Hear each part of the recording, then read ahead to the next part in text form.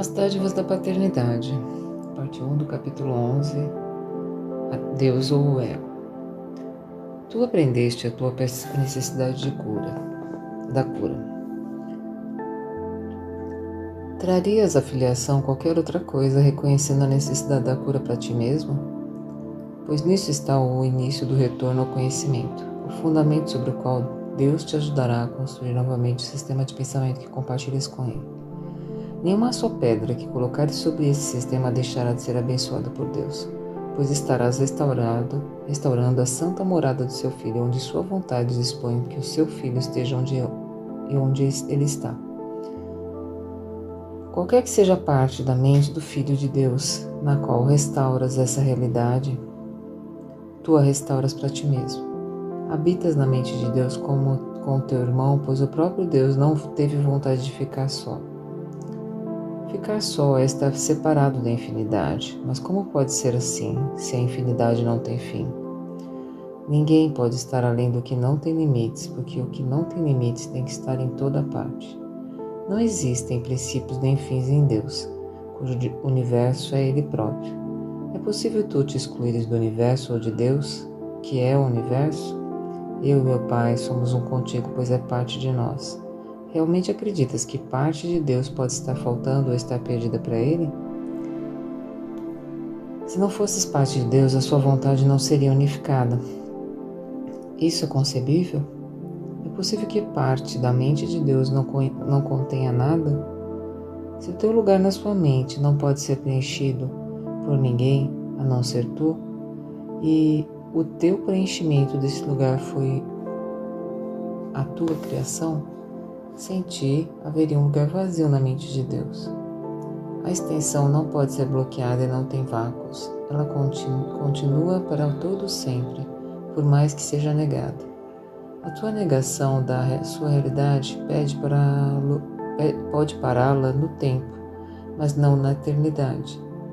É por isso que as tuas criações não cessaram de serem estendidas. É por isso que há tanto esperando pelo seu retorno. A espera só é possível no tempo, mas o tempo não tem significado. Tu que fizeste o adiamento, podes deixar o tempo para trás simplesmente por reconheceres que nem os princípios e nem os fins foram criados pelo Eterno, que não traçou limites à sua criação ou àqueles que criam como Ele. Não conheces isso simplesmente porque tentaste limitar o que Ele criou e assim acreditas que toda a criação é limitada. Como então poderias conhecer as tuas criações tendo negado a infinidade?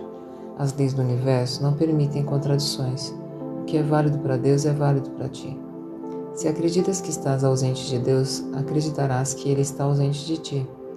A intimidade não tem significado sem ti, e tu não tens significado sem Deus. Não há fim para Deus e seu Filho, pois nós somos o universo. Deus não é incompleto e Ele não é sem o Filho. Como ficar só não foi a sua vontade, Ele criou um filho como Ele mesmo. Não lhe negue o seu filho, pois a tua recusa em aceitar a sua paternidade negou-te a tua.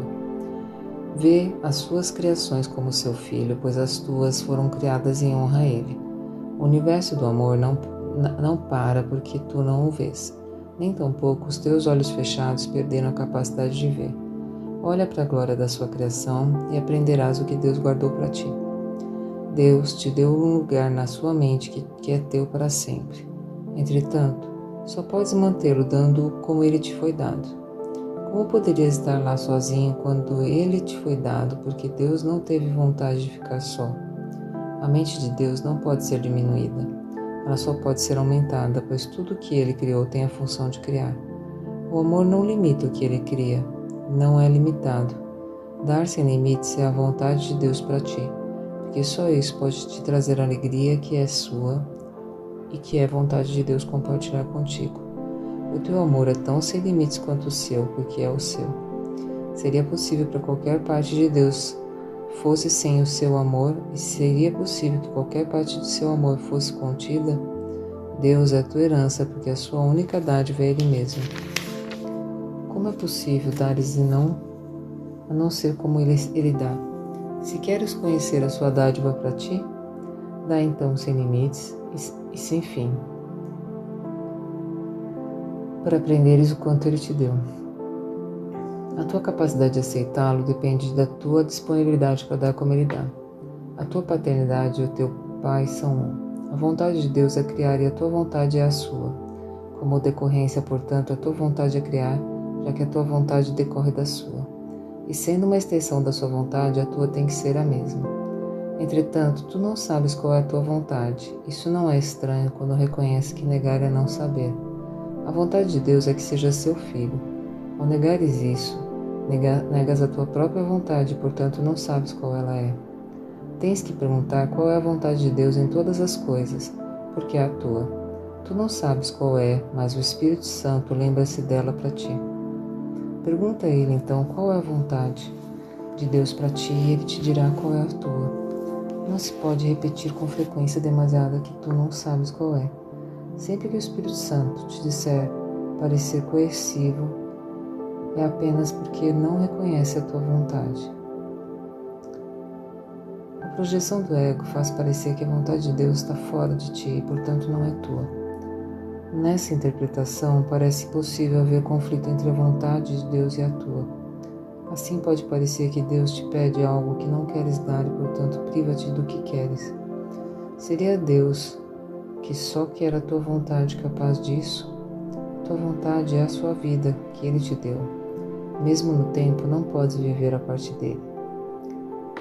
Sono não é morte. O que Ele criou pode dormir, mas não pode morrer. A imortalidade é a sua vontade para o seu filho e a vontade do seu filho para si próprio. A vontade do Filho de Deus não pode ser a morte para si mesmo, porque o seu Pai é a vida e o seu Filho é como Ele. A criação é a tua vontade porque é a sua. Tu não podes ser feliz a não ser que faças o que é verdadeiramente a tua vontade. Isso não podes mudar porque é imutável. É imutável pela vontade de Deus e pela tua, pois de outro modo a sua vontade não seria estendida. Tens medo de saber a vontade de Deus porque acreditas que não é a tua. Essa crença é toda a tua doença e todo o teu medo. Todo sintoma de doença e de medo surge aqui, porque essa é a crença que faz com que queiras não saber. Acreditando nisso, tu te escondes na escuridão, negando que a luz esteja em ti.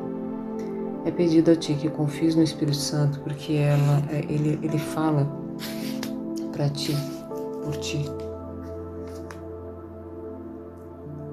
Ele é a voz por Deus, mas não te esqueças nunca de que Deus não teve vontade de ficar só. Ele compartilha sua vontade contigo.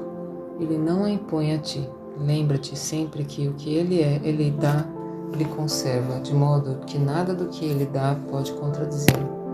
Tu que compartilhas a sua vida, tens que compartilhá-la para conhecê-la, pois compartilhar é conhecer.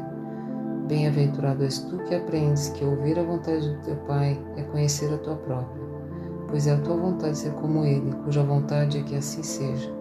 A vontade de Deus é que o seu Filho seja um e unido a Ele em sua unicidade. É por isso que a cura é o princípio do reconhecimento de que a tua vontade é a sua.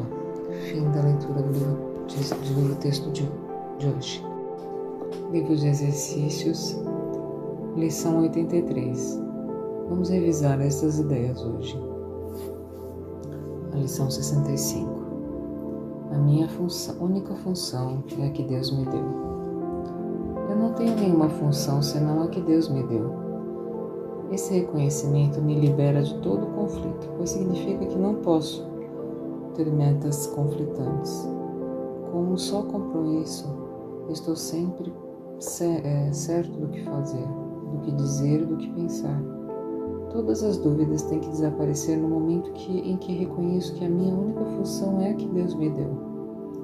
As explicações mais específicas dessa ideia podem tomar essas formas. A minha percepção disso não muda a minha função. Isso não me dá uma função diferente daquela que Deus me deu. Que eu não use isso para justificar uma função que Deus não me deu. 66. A minha felicidade e a minha função são uma só. Todas as coisas que vêm de Deus são unas, vêm da unicidade e têm que ser recebidas como uma só. O cumprimento da minha função é a minha felicidade, porque ambas vêm da mesma fonte. e eu tenho que aprender a reconhecer o que me faz feliz, se quero achar a felicidade. Algumas formas úteis, as aplicações específicas dessa ideia são: isto não pode separar a minha felicidade da minha função. A unicidade da minha felicidade e da minha função permanece inteiramente inalterada por isto. Nada, incluindo isto, pode justificar a ilusão da felicidade à parte da minha função. Fim da leitura do exercício de hoje.